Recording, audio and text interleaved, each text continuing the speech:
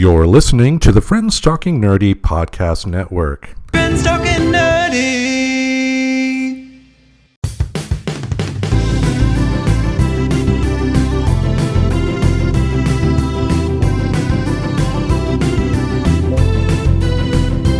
If your friends are nerdy and you are nerdy too, I want to talk to you. Friends Talking Nerdy.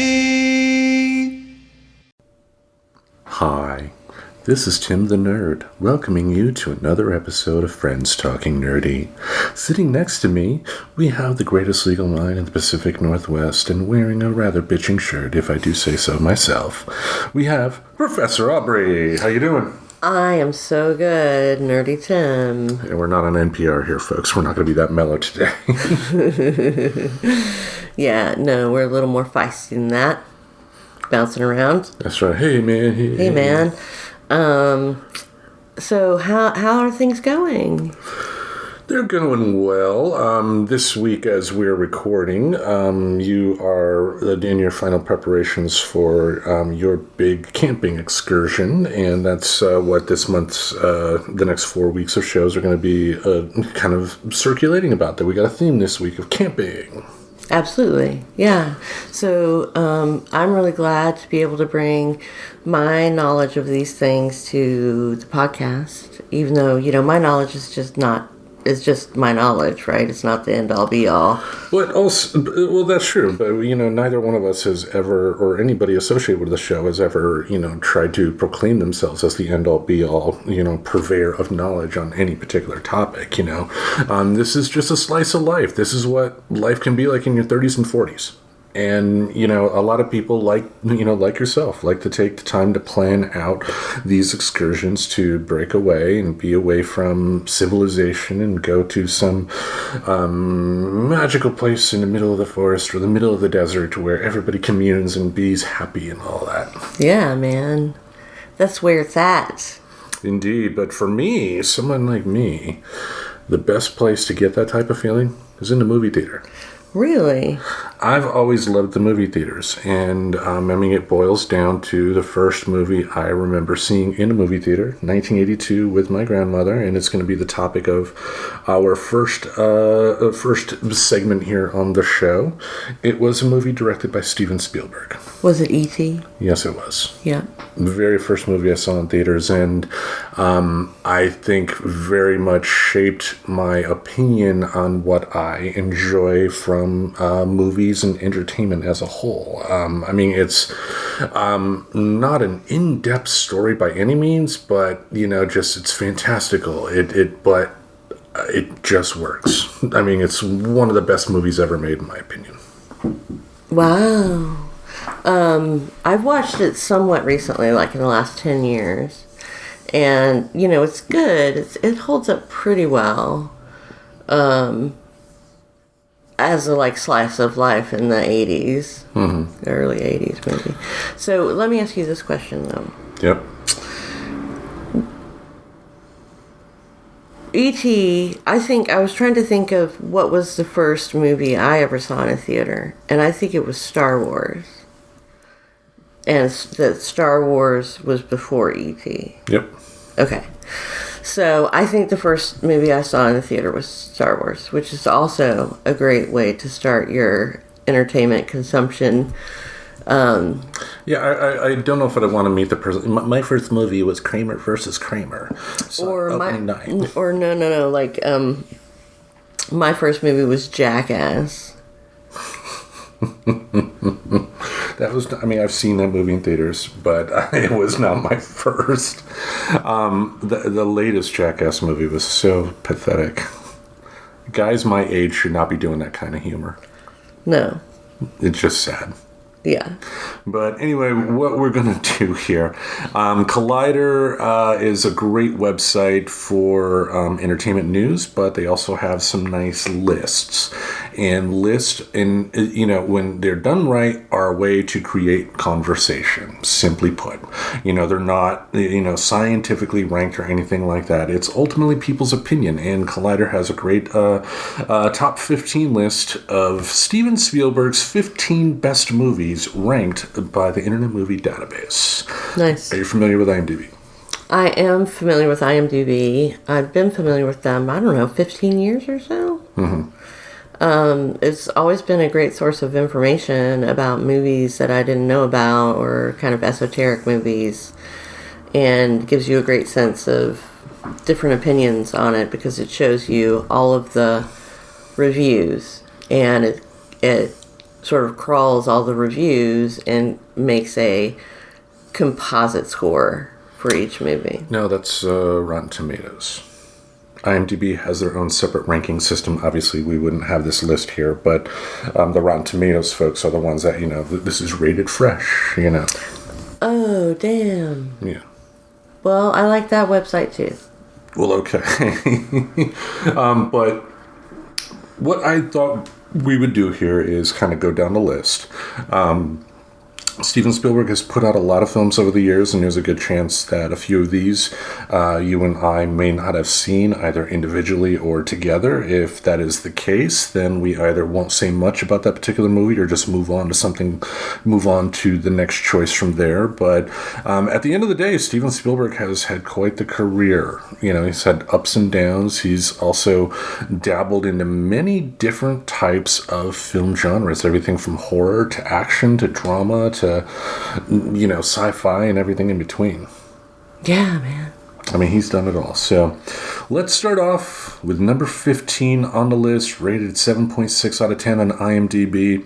It is his first film. It is a movie of the week film that was not shown in theaters, but it starred Dennis Weaver, and it's the movie Duel. I have not seen it. Have you seen that? Have absolutely not seen that. Yeah, so we'll have to skip on to the next one here, but, I've definitely heard stories about this, and this is generally, this was the work that got Spielberg noticed to the point to where studio executives thought maybe we could take a chance on him. Right. Yeah, so it was basically just Dennis Weaver is being chased by a semi. You don't see the driver of the semi, it's just he's being chased, and it's a duel and all that stuff, so. Oh, gotcha. Yeah. All right, number 14. I haven't seen this one either. Some of his modern work, I really haven't seen. I think the last time there was a film he put out that, I considered seeing in theaters myself was like, it has to be The Lost World. I mean, I've seen a lot of his stuff on home video after the fact, but some of the more modern stuff I just haven't seen. But Bridge of Spies, based on a true story set during the Cold War, starring Tom Hanks. Have you seen it? Nope. Okay. Sounds good, though. I'd like to see it. Yeah. He does historical dramas good. He's not like an Oliver Stone that will take excessive liberties with the story, unfortunately, but, and we're going to talk about some of his other dramas on here, of course. Let's go on to the next one here. Close Encounters of the Third Kind at number 13. Have you seen that? Of course I have. I love this movie. I have not seen it. We must watch it. It is so deliciously good. I've seen it several times. You can watch it multiple times over the course of your lifetime. Of course, that's a long time. Yep. I've seen it maybe 3 times in the last 30 years, so that's not saying much. But you don't know every line? I don't know every line, but I really love it. Okay. I like the concept. I like the story. I like the details. Yeah, it was during a time, too, he was interested in more sci-fi type of stories, because, it was directly out of Close Encounters of the Third Kind that he came up with this story. I believe it was called Dark Skies, but what they ultimately ended up doing was splitting that Dark Skies movie into 3 separate movies. Gremlins, Poltergeist, and E.T.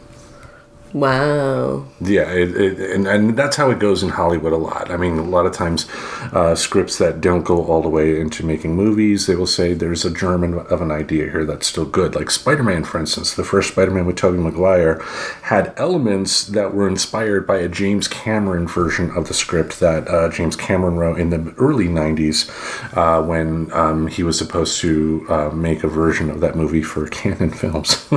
Oh, wow. Yeah. But cool. That's Hollywood for you. Lots of weird twists and turns along the way in the creative process. Number 12 here. Even though Tom Cruise is in the movie, I thought this was really solid, and it was initially going to be the sequel to Total Recall, Minority Report. Have you seen that one? I have not seen that one. It's based on a Philip K. Dick story, and it's about this civilization that has these clairvoyant people that can tell if somebody's going to break a crime. So they have a pre-crime unit, but those people end up getting manipulated, and the head of the pre-crime unit is framed for a crime he had no intention of doing, and it's his job throughout the movie to find out who did it. And it's a detective story but with futuristic elements.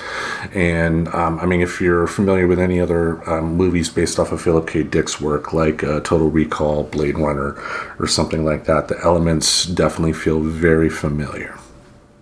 Yeah. So very solid. And again, even though Tom Cruise is in it, it's one I would say you would really enjoy.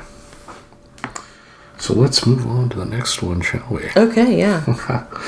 All right, this is Spielberg's latest. I have not seen this either, but this is kind of a semi-autobiographical film. He included elements of his life in it, and that is The Fabelmans. I have not seen that one. Like I said when we were talking about this before, I had not seen many of these like lower rated ones. Mm-hmm. And I've seen more of the more famous ones, right? And I think The Fabelman is a pretty recent. Yeah, it came out last year, and I think that kind of shows you how different Hollywood is, because I don't really remember the advertising for this, and this is a Steven Spielberg film. I mean, even he's getting to the point to where his films, unless they are a major IP, aren't necessarily getting the love they used to, because I believe he even had to fight for Lincoln. Oh, wow. To get that released in theaters and not as like a, TV movie or something like that. Wow. Yeah. The marvelization of movies. Anyway, let's go on to the next one here. Number 10, Empire of the Sun. And this is one of Christian Bale's early films. I have seen this one. Have you? No. Okay. You should watch it. Mm-hmm. Number 1. It will make you very grateful for the life that you have. Number 2, it's so well acted. And it's got some really good sort of supporting characters and supporting actors in it. It deals with the Japanese invasion of China, mm-hmm. and a diplomatic family where the boy gets left behind and sort of makes his way. But ultimately, he does better than his parents did in terms of surviving the war. But he gets sent to a detention camp with a bunch of other, expats and diplomats who were basically stuck there when the Japanese invaded. The reason I'm chuckling here, I just thought of like some Hollywood executive being like, we got that movie Home Alone. What if we made another movie like it, but set during World War II? Yeah, so it's one of those movies that I wouldn't watch again for entertainment, but it tells a great story and it's compelling, and when you start watching it, you can't stop watching it. Yeah, and there's one choice that, we're going to get to that we'll talk to when we get there that, I'll kind of the same thing for me. I mean, there are some stories that are really, really good, but are good being told to you one time. All right, Let's go to number 9 here. The Color Purple. And again, this is one I like to point to when I show it's not impossible for someone that is not a part of a particular group of people to still have something positive to say about their story because they can bring their own influence into it. Obviously, Stephen Spielberg is a white Jewish guy, but Jewish people had a lot of persecution throughout the years, so he was able to bring something to that story that someone like Michael Bay couldn't have. Not that Michael Bay would ever do The Color Purple, but I think you get my point. Yeah. Have you seen the film? Yes. I have too. Mm-hmm. It was a very influential film for me.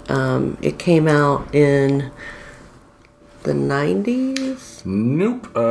Mid-80s. So we're talking like 86, 87. Okay, so I was like 12, 13. Yeah. And it's really a story about a woman who, the story starts out when she's a teenager, like a young teenager, and continues throughout her life until she's a very old woman. And, I think what he did, what he had to have done, what I hope he did, was surround himself with people who did have lived experience similar to Seeley's and listen to what they had to say, because there was some, who was in this movie, right? Yeah, Whoopi Goldberg. One of her first movies. You had a young Oprah Winfrey. One of probably her first movie, I think. Yeah. And those are people that are not known for being quiet when they think something is wrong, or you know what I'm saying. So if he had tried to sanitize it or change it in some way, I think those people wouldn't have been in the film. They wouldn't have been in the film, and the film itself wouldn't have the positive reception it still has today. I think even Spielberg himself has, I've read interviews with him where he says, I still probably could have done a couple things differently, but it is possible to tell a story about a group of people that just aren't like you, but you can still bring something to it. Mm-hmm. As long as the intention is good. And I think, the record has shown many, many times over that, Spielberg's intention was good. All right, let's move on to the next one. And fuckers at IMDb. Fuckers. Number 8, E.T., the Extra-Terrestrial. Yeah, you think it should be ranked higher. Much higher. Maybe not number 1, but not in the top 3. I don't get it. It's a simple story. Yes, it is a very simple story. It's the Jesus story. That's essentially what it is, but just well acted. Spielberg has always been very good at, casting kid actors. Mm-hmm. As we saw, and I kind of hate to bring this example up because of the crap the kid went through, but, Jake Lloyd from The Phantom Menace. I feel if you act and put your work out there, there is a level of critique that I think is fair. And right. I think for his performance, it wasn't that good. Do I think he needed the crap thrown at him that has been thrown his way over these years? Hell no. And those people should be ashamed of themselves for yelling at a young kid who got the opportunity of a lifetime. Mm-hmm. But back to Spielberg, he's always done good at casting kids and the kids that he had in this particular film, including the young Drew Barrymore, seemed realistic. They seemed like your friends. They seemed like the type of kids you would meet in your neighborhood. Yeah. And they were doing things that I did at that age, right? Like riding bikes and going on long walks to weird places and... Or calling their brother penis heads. And it's a goofy thing to bring up, but kids do that. Kids will definitely do that. So and just the music, I think this is probably one of John Williams' best scores. Mm-hmm. Just flying through the air with the classic moonshot and everything. Just one of the best. Yeah, it's really good. Number 8. People at IMDb don't know what the fuck they're talking about. And this one is above... Number 7, Catch Me If You Can. Did you see that? I have not seen that. All right. It is it's a biopic about a confidence trickster by the name of Frank Abagnale, played by Leonardo DiCaprio, who pretends like he's a pilot, a doctor, and all this stuff. And Tom Hanks is an FBI agent who's hunting him down. Is it better than E.T.? Hell no. Is it a solid movie? Oh, yeah. I mean, when you get Tom Hanks and Leonardo DiCaprio together in a Spielberg film, you're going to get something quality. So it's something I would say, like, if you watched it, you would definitely enjoy it and have a good time. Is it better than E.T.? No. Gotcha. No. I think the only reason we're really talking about Catch Me If You Can today is that Spielberg directed it. You know, if it was directed by anybody else, it would just maybe... It would have been, flash in the pan. Yeah. Number 7. Fucking... Anyway. Mimsy. Yeah, Mimsy. All right, we'll go to number 6 here. And this is the movie that kind of allowed Steven Spielberg to put his foot through the door of Hollywood and be like, this is my fucking statement. This is who I am. Jaws. Based off the novel by Peter Benchley. I mean, the opening scene alone of the young woman swimming naked in the ocean, and then out of nowhere she gets pulled under, and she's real scared, and then you see her get pulled everywhere. I mean, it's a horror movie. It's a horror movie. It's a horror movie. And, he learned a lot from people like Hitchcock in terms of not overwhelming the audience with too much visual information, because the audience in their brains can come up with a lot worse than what he could put on the screen. So, even though they had a lot of mechanical failures with the shark that they used in the film, the fact that you don't really see the shark that much kind of adds to its mystique.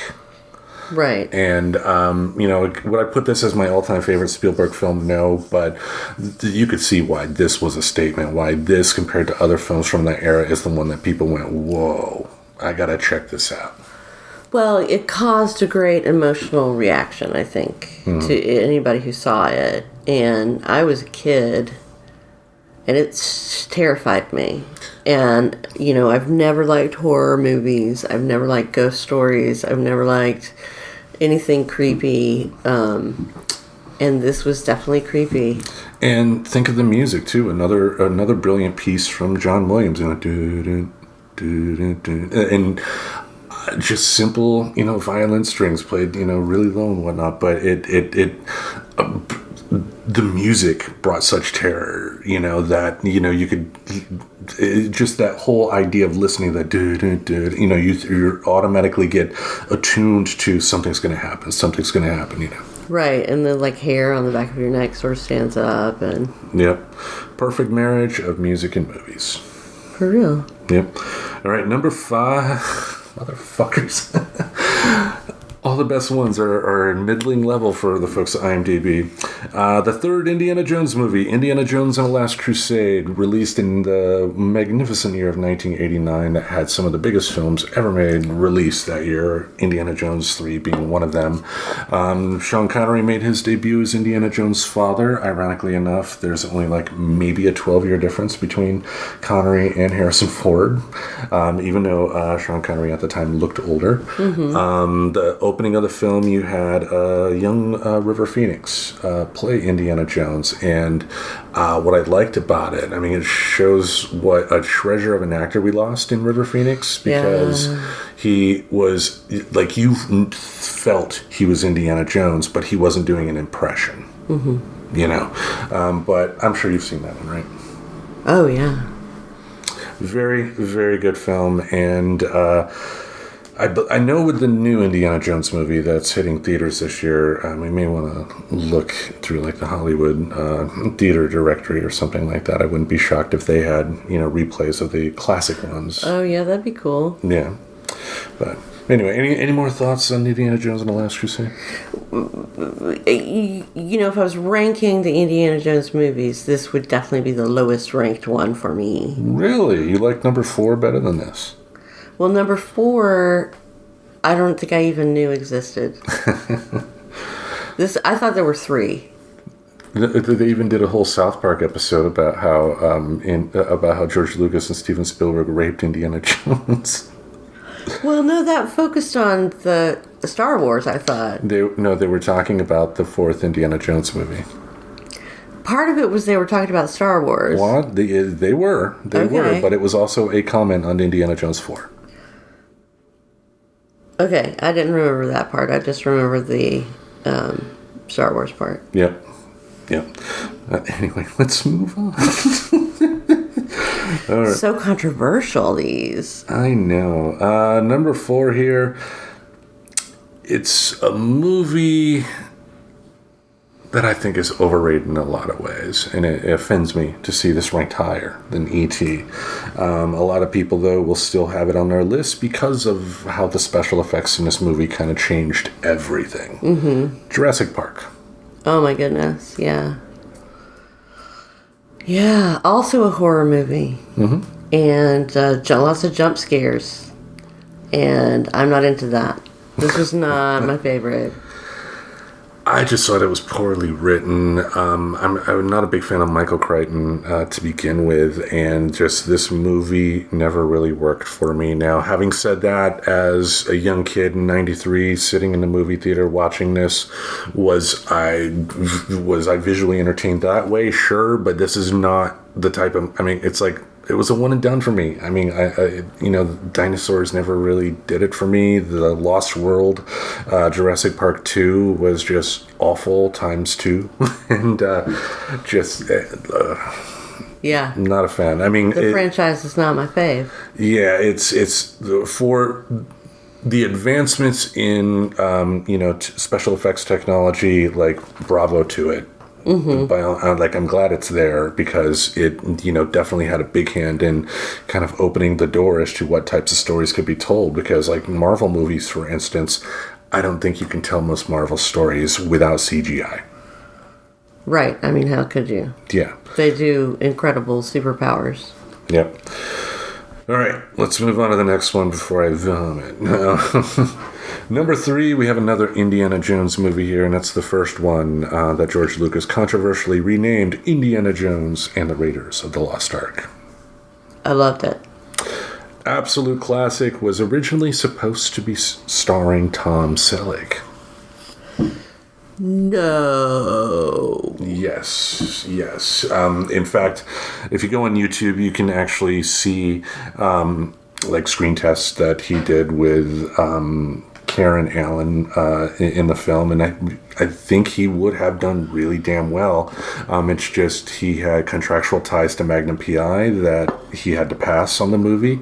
But the ironic twist was this: the very first year of Magnum PI was postponed because of the writer's strike. Oh.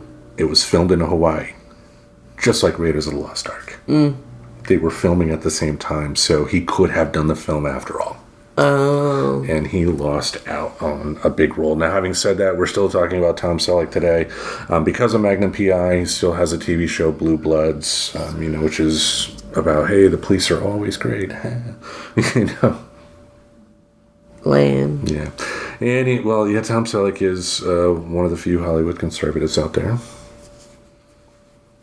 Anyway, let's go to the next one here. Number 2, it's the film that gave us Vin Diesel. Saving Private Ryan.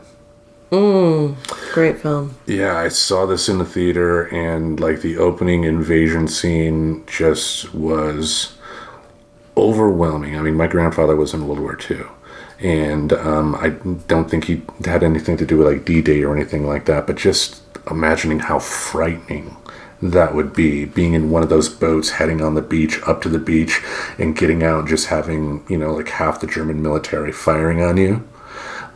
That was intense to watch. They've satirized on South Park with Imagination Land when the terrorist hits. But just really, really solid film, and I think it was robbed of a Best Picture Oscar when Shakespeare in Love won over it. So fuck you, Harvey Weinstein. Yeah, I agree entirely that Shakespeare in Love should not have been Saving Private Ryan. Yeah, I mean, it's a travesty of justice. Yeah, I mean, just the story the Saving Private Ryan was telling, it deserved the Best Picture. And having said that, I don't think, like if Spielberg cried, he probably took, wiped his tears with $100 bills or something like that, because we're still talking about Saving Private Ryan today. It didn't need an Oscar to still be considered, culturally relevant compared to Shakespeare in Love, which was an okay movie, but again, not Best Picture. I mean, like, I'm sorry, Gwyneth Paltrow is not that interesting. No. Yeah. Someone who thinks she's much more engaging than she really is. Yeah, she's just not very interesting. Yeah. She's like if white bread could act. Yeah. All right. Let's go to number one. Number one here, I think I saw this on VHS. And by the end of the movie, I was weeping, just wailing and weeping. And it's Schindler's List. Obviously, people who've seen that movie can understand why it would be emotional. But, like, it was just so much intense stuff going on. But what got me was at the end of the movie, when the war was over and Oscar Schindler was like, I could have sold this. I could have sold this. I could have saved some more. And the people were just like, you did what you could. And then, still emotional. The end of the movie where they have like real life survivors that Schindler saved put, I guess it's a Jewish tradition, putting rocks on a tombstone. Like, wow, weeping. But Schindler's List, what do you think? I mean, such a great movie. And, as I think back, I've seen it once. And it's definitely a movie I can't see again. I'm in the same boat. I mean, I kind of alluded to that earlier when I think it was like Empire of the Sun or something like that. But this is the type of movie that you can really, it's like you need to see it, but this is not like a Star Wars. This is not something you can just put on and enjoy. It's a different type of film, but one you must see because you need to see evil at its absolute worst, even in our history, because history's not pretty. And portrayed in a way that is compelling when you're watching it for the first time. Mm-hmm.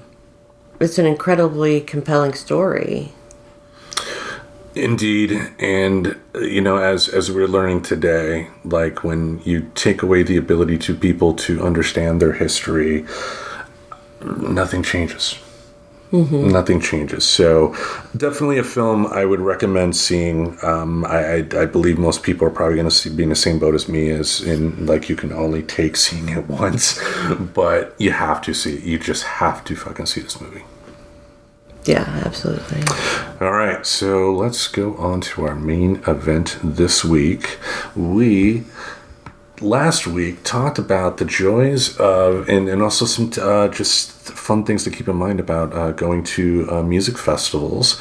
And this week you want to bring up some tips for what to possibly expect. Because again, our show is a slice of life show. We talk about things that impact our lives on, daily, weekly, monthly, yearly basis. And for you, it is camping. You have these in your calendar months ahead of schedule, and like I'm looking at right now, like 4 or 5 pages stapled together of a checklist you made of things you need to pack and whatnot. Much more organized than I ever would be. I think you have to be organized in order to, survive and thrive in festival conditions. And so I think because I'm an attorney, I always learned that the way to be successful is to be prepared, to be over-prepared, because then you're ready for whatever might happen. I have been overpacking, I think, over the last year, and as I go through the process, I hone in on things that I really do need that maybe I forgot, and then also discover that, oh yeah, that was just in my way the whole time and I didn't need it. I don't need a carton of graham crackers. Right. Something like that. Yeah. Anyway, so what we thought we would do here is go through an article that you can find on Elite Daily for any topic that we do like this. We always provide the link to the article in our show description. We definitely want to support the people that help give us ideas for the show here, and just kind of go through the bullet points, and we'll get your take on camping life when it comes to just either regular camping or camping at like a festival or music festival type of scenario. So are you ready? I am totally ready. All right, number one, you've already alluded to it a bit, but I think we can do a little deeper dive here, and that's do your research on the campsite. Now, like I mentioned last week about, not cheaping out on the tools that you bring to a particular campsite, because, for like someone like me who's a very like Princess and the Pea type of sleeper, you want to be able to, one, know where you're going to be sleeping, the type of area you're going to be sleeping in, and two, what type of equipment you would need. But what type of research, like for this camping excursion you are currently on as we say this as the episode plays? Yeah. So you definitely need to know the regulations around your site. So what are you allowed to do and not allowed to do? You need to know where important stuff is located. Like if there's water available, where is the water in relation to your campsite, for example? If there's not water available, so you have to bring your own water, which significantly changes how much room and how much weight you have to devote to water. Where are the toilets, and are they far away or close by? And hopefully they're kind of in the middle. Like the sweet spot is kind of close by, but far enough away that you don't hear the door slamming in the middle of the night constantly. You don't have to hear farts. Right. Other things like, how are you going to get your stuff to it? Do you have to park in a parking lot far away and bring your stuff in on a cart, or are you able to pull up to your campsite? So there are lots of considerations. There are some camping spaces that are really fancy, like a hotel room. Like you have electricity. There's like super fluffy grass that's like specially grown for the campground. We grow our own grass here. Something like that. It was just so fluffy. Like I went to this one KOA and got this campsite that had this grass on it that was so fluffy it felt like walking on air. Anyway, I always dream of getting that kind of fluffy grass under me again. That would be heaven. It would be. Yep. All right. Let's go on to number 2 here, and we've already alluded to it, but the importance of creating a checklist of essentials. Now, I can imagine the physical act of writing down the list of things you would potentially need to bring is one important way, because, I can tell from my experience, like, if you don't do something like that, then, when you're in the middle of it, you're going to be like, I wish I remembered that. But if you'd written it down, at least it's going to be more in your mind than it would be if you didn't have that list. But what is the importance of checklists? Well, of course, you can't do anything without a checklist. But this is like, I don't do anything without a checklist. So I would have, no matter where I was traveling, I would have a checklist. But why is it more important to have it when you are camping? Is because, as you say, you might find yourself in a situation where you need to be able to take care of yourself, and you're missing essential equipment or essential items that you need to take care of yourself. And depending on the situation, you may or may not be able to leave. It may or may not be a 2-hour drive to the closest place to get what you forgot. Yep. And imagine if that's toilet paper. Oof. Yeah, never forget the toilet paper. At least there are leaves, but, you don't want to grab the wrong leaves and have a chapped ass or something like that. You definitely don't want poison oak on your butt. Yeah. Have you done that before? No, I have never used a leaf to cleanse myself. What kind of a heathen do you think I am? All right, the next one here, and I can imagine in the hot days of summer in Oregon, it would be something you would definitely want to keep in absolute peak front of mind: packing cool clothes. Because I can think of, like, if you have like a group of like wrestling fans, a lot of their t-shirts are like black by default, and in hot summer that's going to make you sweat even more, be more hot, and probably not aromatically pleasant, a lot of times. But talk about the importance of cool clothes, and we're not talking like fashion cool. We're talking stuff that could keep you cool while you're wearing it in the middle of a desert or something like that. Yeah. I mean, that's basically it. Like, figure out the climate where you're going, and, is it going to be raining? Is it going to be sunshiny? Are there going to be bugs? Is there going to be sand? Is it going to be dust? Is it going to be really hot? Or hot during the day and cold at night? Like, the worst thing is hot during the day and cold at night, and you didn't bring clothes for cold at night because you freaking freezing, and it's very hard to sleep when you're cold. Yeah, I mean, unless you have enough blankets or something like that, or another human being to wrap around, but Those things help, but it still sucks. Yeah, I get that. All right, move on to the next one? Yeah. All right. Prepare a cooler with water and snacks, and seems self-explanatory. I mean, you're going to be at a place for 3 days. Like, even if there was food and water available to purchase someplace else, it just makes more sense financially to have something prepared for just you. Well, and even if you're like, so I'm going to the Oregon Country Fair for 2 weeks, and they have a main camp where there's a kitchen that serves 3 meals a day. Mm-hmm. And so you don't have to bring food or ways to make food.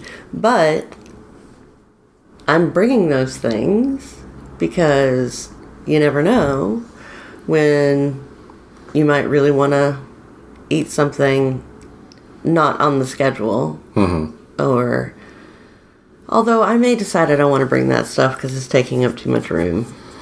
Well, but to your point, though, I mean, that I don't think I'm, surprising anybody here, but you are the type of person, as am I, who in the middle of the night loves to grab a snack sometimes. Mm-hmm. And yeah, it's 2:00 in the morning. I'm sure you don't want to, look at your clock and be like, I gotta wait till 7 till that stupid kitchen opens. Or you can be like, hey, I brought a Cliff Bar, boom, boom, done. Right, so you want to bring snacks. Even if you have food provided, you want to bring snacks and beverages for sure. Indeed. All right, the next one here, which I think would be definitely important, especially over a longer period, camping situations like what you're going to be experiencing here. Gather your showering essentials. And I can imagine that would be rough too if you have to conserve the water, if the water can't touch the ground or anything like that, because you only have X amount of water to do the showering. So you're not taking 3 showers a day. You're not doing like me and taking baths every, 2 baths a day or something like that. No, absolutely not. You are trying to keep clean the best you can while recognizing that you're not going to be able to be the same level of clean as you are at home. Mm-hmm. And sort of getting used to the idea of taking sponge baths or wipe baths where you just wash your essential areas using either like a washcloth and some water that you collect in a dishpan or a bucket, and that kind of sponge bath, or a wipe bath where you just wipe all over with wipes. I mean, this is not rocket science, people. Mm-hmm. But you want to be prepared, and you want to know, are there showers? Because if there are, bring your soap, bring your hair, whatever you want to bring to use in a shower. Now, one thing you will want to know is it is a powered shower with a pump, or do you have to pump the water yourself? So the one shower I took at Burning Man, you had to use your foot to pump the water while you were washing off. Oh, man. So I was so happy to be in the water that I did not care at all that I had to do that. But it's good to know. Kind of like you're playing an accordion with your feet. Right, yeah. Yeah, it's good to know you have that shower. Now let's move on to the next one here. Practice pitching your tent. Not like that. I mean, you could if you want, as long as you're quiet, I guess. But it is important. There's a famous episode of Mr. Rogers' Neighborhood that they brought to the movie A Beautiful Day in the Neighborhood with Tom Hanks, where Mr. Rogers was trying to put up a tent and just couldn't do it for the life of him. And he, instead of keeping on going until he got it right, he realized the importance of showing, kids especially, that there are going to be times where you're just not going to get it, and it's okay to walk away and take a break. But something like pitching a tent is not as easy as it sounds. You do need some practice to be able to do it. Now, tents today, I'm sure, are probably much more convenient compared to, tents from like our childhoods in the 70s, 80s, and 90s. But still takes some practice, right? Absolutely. It still takes some practice, and you want to know how to pitch your exact tent, not general pitching. And so you want to do it before you go, so that you have all the parts that you need, so you don't have holes in your tent, so that you know how to put it up, and how to put it back away. Because you have to not only take it out of the bag and put it up, you've got to roll it back up and somehow get it back in the bag, which sometimes is the hardest part. Yeah, and little things too, like, if you are in a windy area, you have to be able to secure the tent down. So, spikes in the ground or something like that. If you didn't bring those, your tent could be halfway to Kalamazoo, Mm-hmm. All right, let's go to the next one here. I want to hear your thoughts because you do seem like the type of person that would follow this advice. Number 7, decorate your tent when it's up. Oh, I love this. So this is one of my favorite things about festival camping is that everybody brings lights to decorate their campsites, or tapestries, or has nice lanterns, or a fire, or just the ambiance of camping cannot be beat when you're camping in a group. Mm-hmm. And for a few days, and everybody together and enjoying the same things, and there's just such a camaraderie and feeling of community. Yep, it's really great. Yeah, so I can imagine too. Just the different lights would make the sights at night seem, a lot more interesting. If like somebody has green lights in their tent, somebody has red lights in theirs, blue lights in the other ones, Mm-hmm. All right, the next one here, and you alluded to it last week, and when we talked about Burning Man, but that's having a garbage bag at your site, because ideally you don't want to be like the typical American and leave your footprint everywhere. Exactly, you're right. Leave no trace is a strong ethic at Burning Man, and I think for most people who camp, and so if you're going to go into an environment where you are camping, you need to understand that people are going to be upset with you if you throw your trash on the ground. If you're wasting water, people are going to look at you, and somebody might even confront you about it. Because this leave no trace ethic and conservation ethics are much stronger than they have been in the past. Mm-hmm. So you need a garbage bag, but you also need to be carrying a gallon Ziploc with you at all times to pick up trash, or trash that you generate goes into the Ziploc, so you take it back to your camp and dispose of it properly in your garbage. And you pack out your garbage. So think about the things you want to have with you that you're going to have to dispose of. Like, do you want to eat that really garlicky thing? Well, think too about how, people may congregate on these camping sites for a limited time during the year, but there may be other times of the year where nobody's there and you just have local animal life. And think about how many times human garbage has negatively affected animal life. Like something as simple as a plastic 6-pack soda can ring could easly harm or kill an animal, whether it's one on land or one in the water, Yeah. So, pick up after yourselves, folks, right? Yeah, pick up after yourselves, guys. All right. The next one here, and this seems pretty self-explanatory too, because, you've talked about, you're in a spot to where you could potentially be 2 hours or more away from civilization.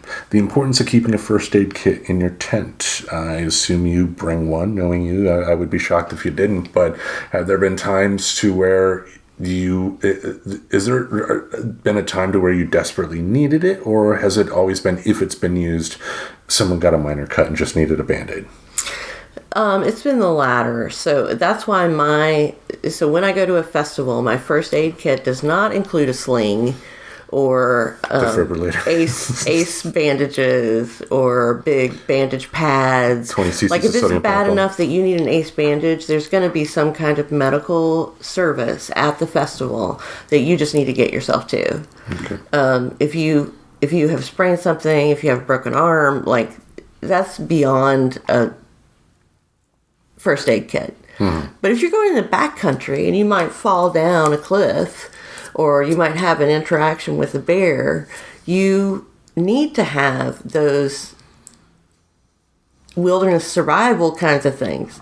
At a festival, you need Band-Aids, you need antiseptic gel, you need Advil, Tylenol, allergy medicine, bug itch remover, Imodium, Tums, cough drops, things to address things that might actually come up Right. where you're camping. Gotcha. Now, you mentioned the bear situation. If that happened to me, that we'd have to take into account the next bullet point here. That's carry toilet paper with you. Yeah, so agreed. I've seen a black bear in the wild once, and I was on a bicycle, and thank fucking God, because I saw the bear and I just pedaled as far as as fast as I could, and I thought on a bike I could outrun the bear. Yeah, I mean, like, I've not seen a bear. The people I know that have, and, from what I've seen in nature shows, generally, if you're far enough away, a bear's not going to have any interest in coming after you unless they think you're a threat. Right, and this was a bear that had 2 cubs.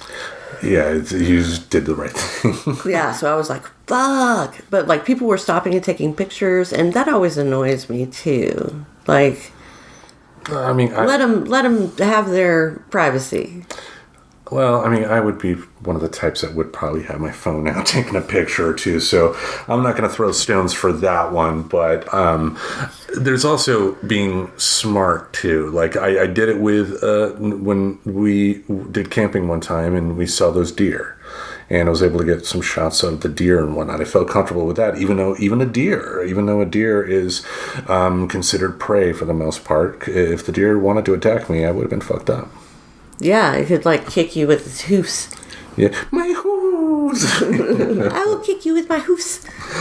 All right, next one here, and this would be something that I guess some people that may not camp often may not necessarily think of right away, but making sure your light source is charged. Yeah, so I have a specific line item that is charge things, and make sure you have the charging cords and the charging setup that you need. Like, do you need to bring all the battery that you need? Or is there going to be a place you could plug in even for an hour a day to keep your phone barely working? Yeah, I mean, like someone like you, you're kind of tethered to your phone all the time. Just the nature of the beast. Even during the summer, there are communications that need to be sent to you that you need to answer within a certain amount of time. That's just the nature of your job. And yeah, so it would be important to know, hey, am I going to be able to charge up here? And for starting next week, you'll have another thing that you'll be doing with your phone when you are camping. That's doing a remote show. Yeah, I'm really excited about that. So I need my phone for sure. Exactly. You want to keep that baby charged.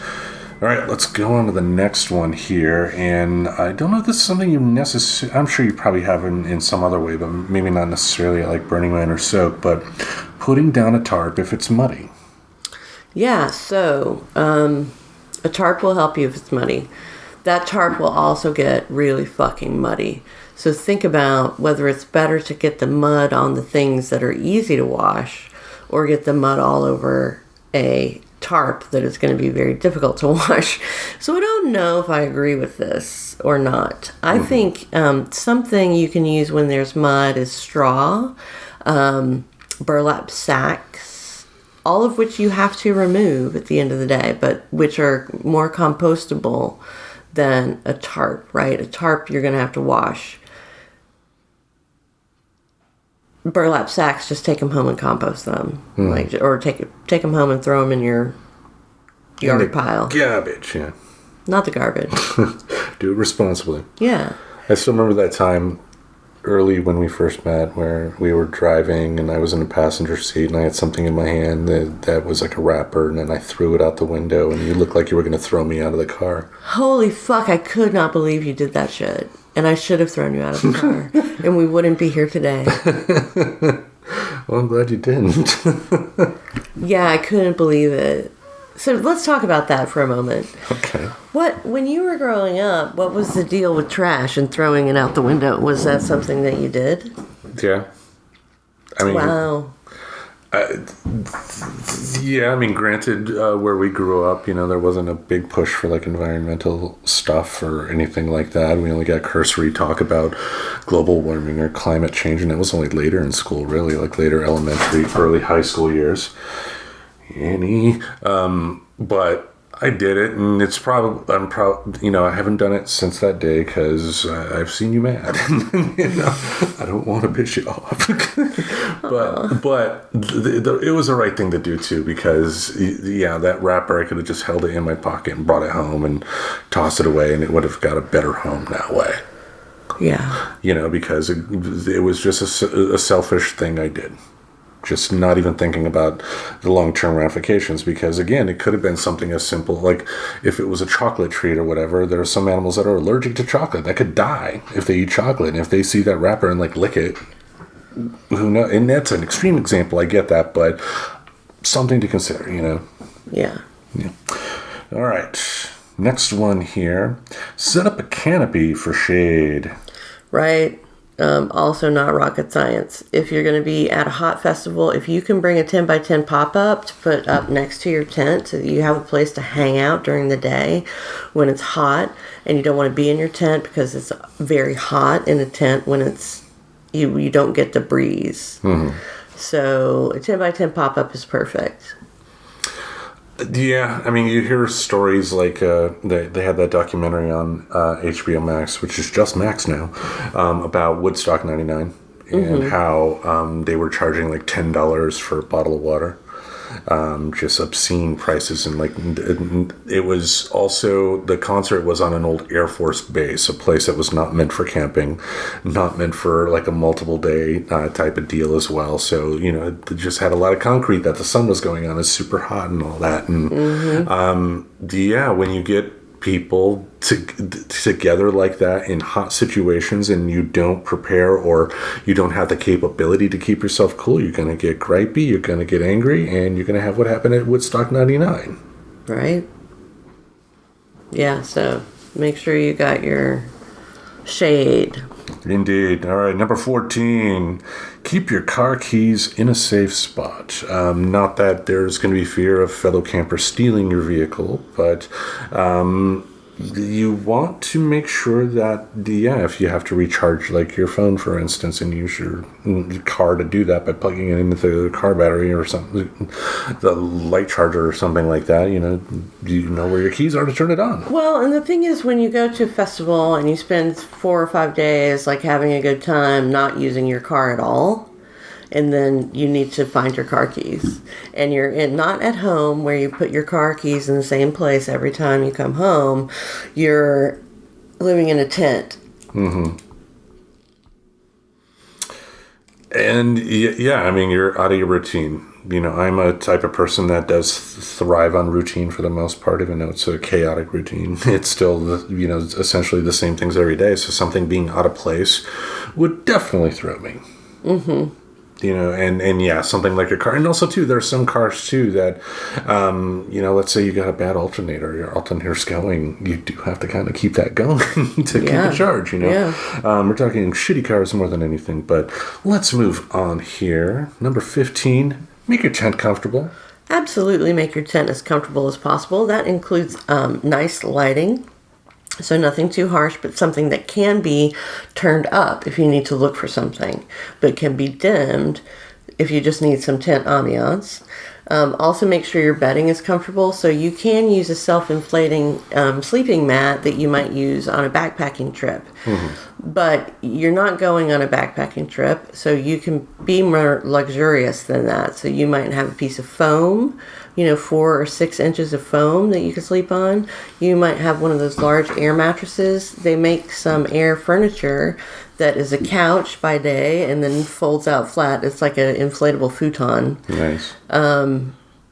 Lots of pillows, lots of blankets. Just make it a cozy nest for yourself, because it's the one place you're going to have some privacy. And I would imagine with the lights, too, it would be important to make sure you could control how bright they get, because, some people like me, you wake up in the middle of the night and you can't get back to sleep right away. Easiest thing to do, crack open a book. Yeah. But, if you're in a camping site and you got neighbors next to you and you have the bright light on, that could potentially wake them up. But if you have the ability to control how bright it is, you would be able to get your reading in without your tent looking like a lighthouse. Right. Yeah. All right, the last one here, we'll see what your thoughts are on it, but it's bring a speaker and make some friends. Like, I don't think, I don't think this is one of those that you must always follow. I think if you go and you don't bring a speaker, you can still make friends, but I think the idea is to have something that can attract people to you to want to go, because just showing up, you're a stranger. Yeah, you want to entertain yourself and you want to entertain your neighbors. Like, be the person who brings the speaker and is the great DJ, like, if that's your deal. I love that I tend to camp with people who are way into doing that. That way I can concentrate on other things and know that I'm going to have, like, great music to listen to. Exactly. Any favorite music that you remember from camping trips?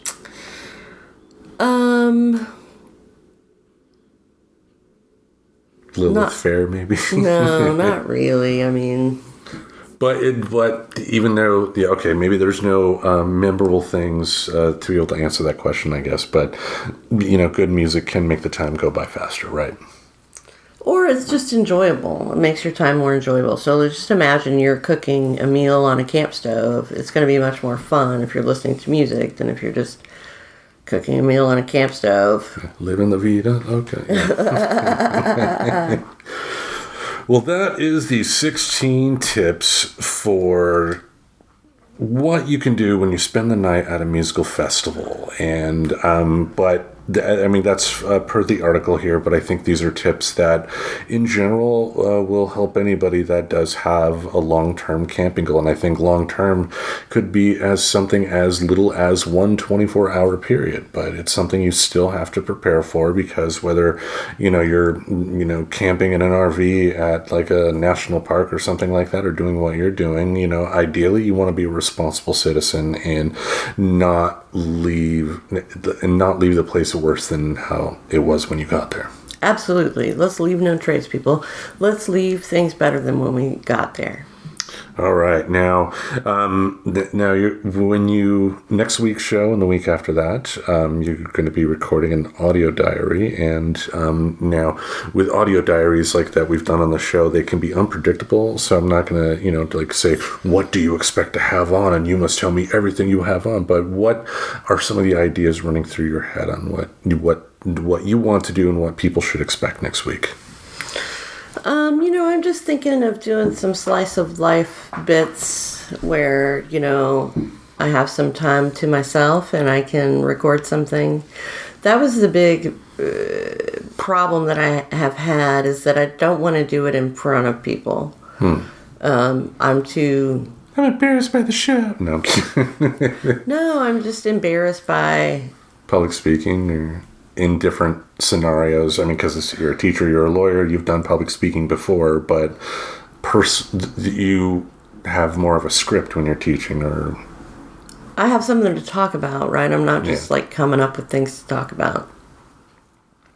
So anyway, I think people can look forward to maybe hearing the sights and sounds of camping at a festival, and not the sights, but just the sounds and the descriptions of the sights.